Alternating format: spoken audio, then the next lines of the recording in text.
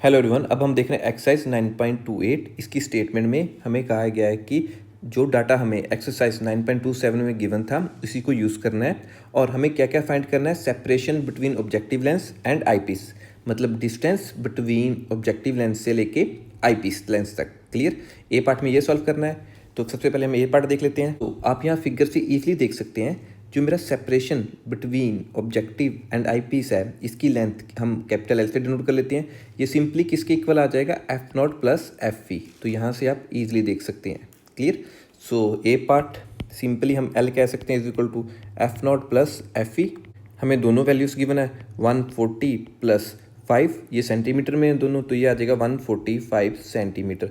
तो ए पार्ट का आंसर हमारे पास आ जाएगा 145 सेंटीमीटर। अब इसका बी पार्ट देखते हैं। तो बी पार्ट में हमें कहा गया है कि अगर हम टेलीस्कोप को यूज़ कर रहे हैं 100 मीटर टाल टावर देखने के लिए जो कि 3 किलोमीटर अवे है, तो हमें क्या पूछा गया, what is the height of image of the tower, जो टावर की इमेज होगी फॉर्म्ड बाय ऑब्जेक्टिव लेंस। तो यहाँ सिर्फ अब ऑब्जेक्टिव लेंस की बात हो रही है कि ऑब्जेक्टिव लेंस द्वारा जो इमेज बनाई जाएगी उसकी हाइट बतानी है। टावर की हमें डायमेंशंस दिए हुए हैं, 100 मीटर टाल है और ऑब्जेक्टिव लेंस से ही वो अब 3 किलोमीटर अवे होगा। बी पार्ट के लिए ये मेरी प्रिंसिपल एक्सिस आ गई। ठीक है, तो यहाँ मान लेता हूँ मेरे पास ऑब्जेक्टिव लेंस है जिसे हम ओ से डिनोट करते हैं। तो ये रहा मेरे पास टावर जिसकी हमें हाइट दी हुई है 100 मीटर और ये ऑब्जेक्टिव लेंस से कितना है 3 किलोमीटर अवे। तो इसे मीटर में कन्वर्ट करूँगा तो ये आ जाएगा 3000 मीटर। तो यहाँ से हम मानते हैं कि मेरे पास एक लाइन ऐसे जा रही है। ठीक है, तो यहाँ पे मेरे पास इमेज क्रिएट हो रही है इसी टावर की। तो यहाँ पे एंगल होगा अल्फ़ा, तो ये एंगल भी मेरा होगा अल्फ़ा क्योंकि ये अल्टरनेटिव एंगल्स हैं। तो यहाँ पे जो इमेज की हाइट है मैं इसे डिनोट कर देता हूँ एच नॉट से, height of image by object lens. Clear. तो ये हमें अभी फाइंड करनी है एच नॉट। तो ये कैसे फाइंड हो सकती है, तो देखिए ये मेरे पास ट्रायंगल फॉर्म हो रही है। क्लियर। आप जैसे नाम दे सकते हैं लाइक ए बी सी, यहाँ से सी डी ई, इन दोनों में अल्फा एंगल मेरा इक्वल आ रहा है एंड यहाँ पे मेरे पास राइट एंगल बन रहा है, तो यहाँ पे भी मेरे पास राइट एंगल बन रहा है। तो मैं कह सकता हूँ A B C and C D E are right angles. तो आपको राइट एंगल ट्रायंगल की प्रॉपर्टी समझाते हुए मैं एक डायग्राम बना के दिखाता हूँ यहाँ पे लाइक दिस। तो ये मेरा एंगल आ गया अल्फा, इसे एंगल ऑफ रेफरेंस भी कहते हैं। इसके ऑपोजिट मेरे पास परपेंडिकुलर होता है, ये मेरा 90 आ गया था, ये मेरा एंगल ऑफ रेफरेंस। इसके बीच में मेरे पास बेस होता है, ये मेरे पास था हाइपोटेन्यूज। तो आप अब कंपेयर करें तो ए बी साइड मेरी क्या होगी परपेंडिकुलर और ए ओ साइड मेरी क्या हो जाएगी बेस। इसी तरह मेरी सी डी साइड क्या हो जाएगी बेस। ठीक है, एंगल अल्फा और 90 के बीच में, और एच नोट मेरा क्या हो जाएगा परपेंडिकुलर। क्लियर। तो यहाँ से मैं देख सकता हूँ मुझे दो साइड्स पता है, परपेंडिकुलर एंड बेस, इसकी मुझे यूनिट्स या आप कह सकते हैं डायमेंशंस पता है। तो हमें पता है कि right hand triangle Pandit Badri Prasad हर हर बोल सोना चांदी तोल साइन कॉस टैन।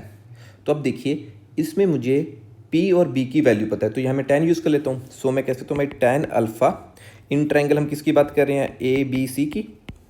क्लियर।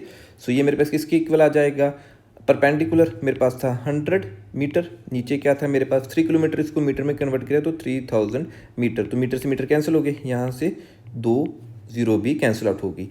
इसी तरह अब मैं ट्रायंगल की बात कर लेता हूँ सी डी ई की, सी डी ई। तो यहाँ पे भी मेरे पास टैन अल्फा ही आएगा क्योंकि मुझे बेस और परपेंडिकुलर की डिमेंशंस मालूम है। सो ये किसके इक्वल आ जाएगा H naught, height of image made by या found by objective lens upon base, base size की फोकल लेंथ, ये मेरे पास आ जाएगी 140 सेंटीमीटर। तो यहाँ पे आपको एक बात बताना चाह रहा हूँ, देखिए ये मेरा फोकस पॉइंट आ गया, तो जो मेरी इमेज फॉर्म्ड है वो फोकस पे ही फॉर्म होगी। ठीक है, इस कैसे फॉर्म्ड होगी, बिकॉज हमारा टावर कितना है 3 किलोमीटर अवे। तो हम मान रहे हैं कि जो हमारा टावर है उसको हम अज्यूम कर लेंगे ऑब्जेक्ट एट इन्फिनिटी वाला केस। तो वहाँ से पैरेलल रे आती हैं, जो भी पैरेलल रेस आएंगी वो कहाँ मीट करेंगी एट अ फोकस। तो डेट्स वाई यहाँ पे इसे हम 140 सेंटीमीटर पे ही इमेज को बना रहे हैं। सो आगे से फॉर्मूला करें, सो टैन अल्फा यहाँ पे आ गया, टैन अल्फा ये आ गया, दोनों इक्वल हैं तो इक्वेट करा दूँ, 1/30 था इज इक्वल टू यहाँ पे मेरे पास क्या था एच नॉट बाय 140 सेंटीमीटर। देखिए अब यहाँ पे मुझे यूनिट सेंटीमीटर कन्वर्ट करने की जरूरत नहीं है क्योंकि ये मीटर मीटर में था, तो ये रेशो में है, तो इट्स ओके। अगर मैं मीटर को सेंटीमीटर में कन्वर्ट भी कर लूँगा तो भी वो आपस में कटने वाले हैं। ओके, सो यहाँ पे एच नोट की वैल्यू निकालें, ये उधर जाके क्रॉस मल्टीप्लाई कर दें। So 140 centimetre upon 30 is equal to H not, तो 0 से 0 गई। अब 3 को अगर मैं 14 पे काटूँ तो ये मेरे पास आ जाएगा 4.66। तो यहाँ से मैं कह सकता हूँ माई H0 comes out 4.67 centimetre round off करके। सो ये हमारा आंसर आ गया बी पार्ट का। अब सी पार्ट देखते हैं। वो कह रहा है what is the height of final image of the tower if it is formed at 25 centimetre. तो अब उसने पूछा गया कि जो मेरी फाइनल इमेज है वो बन रही है नियर पॉइंट पे, मतलब 25 centimetre away from our eye lens. अब देखिए यहाँ से मेरे पास इमेज का डिस्टेंस फ्रॉम आई पीस हम मान लेते हैं 25 centimetre according to our question. अब यहाँ मेरे पास फाइनल इमेज बन रही है। तो लेट जो मेरे पास अब इमेज बन रही है इसकी हाइट हम डिनोट कर लेते हैं H E, image formed by eyepiece lens. Clear. तो अब देखिए जो मेरे पास पहले इमेज बनी थी हमारे बी पार्ट में वो अब ऑब्जेक्ट का काम करेगी फॉर आवर आई पीस। अब यहाँ पे देखिए मुझे पता है मैग्नीफिकेशन फैक्टर किसकी इक्वल होता है 1+d/f फोकल लेंथ। तो यह कौन से फोकल लेंथ है आई पीस की, तो आई पीस। एम का एक और फार्मूला होता है VE/UE। तो देखिए ना ही मुझे यहाँ VE पता है ना ही मुझे यहाँ UE पता है। सो देखिए यहाँ पे मुझे VE की वैल्यू तो पता है बट UE की वैल्यू नहीं पता। अब इसे निकालूंगा तो मेरे पास कैलकुलेशंस बहुत लंबी हो जाएंगी। क्लियर। तो सिंपली मैं ये फार्मूला यूज़ कर लेता हूँ हमारा 1+d+FE। अगर मेरे पास UE ना हो तो हम ये फार्मूला लगाते हैं क्योंकि मुझे D की वैल्यू भी पता है और FE की वैल्यू भी पता है। तो सिंप्लीफाई करूँ इसे तो m = 1+d की वैल्यू 25, FE मेरे पास है 5, 5 से 25 गया 5, 1+5 = 6। तो मेरे पास जो magnification produce by simple eye lens है उसकी कितनी आ गई 6 टाइम्स। ठीक है। आप क्या कह सकते हैं पूरे टेलीस्कोप की कितनी आ गई 6 टाइम्स। तो अब मुझे एक फार्मूला और मालूम है in respect of height magnification का।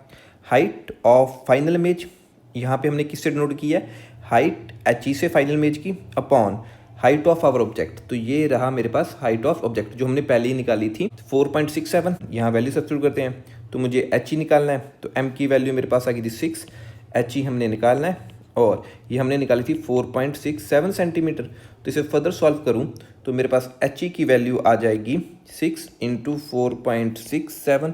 अब इसे अगर मल्टीप्लाई करूँ तो ये मेरे पास आ जाएगा 28.02 सेंटीमीटर। तो यहाँ से मैं कह सकता हूँ जो मेरी हाइट ऑफ फाइनल इमेज आ रही है वो आ रही है 28 सेंटीमीटर राउंड ऑफ करके। So this is our question. Thank you for watching the video.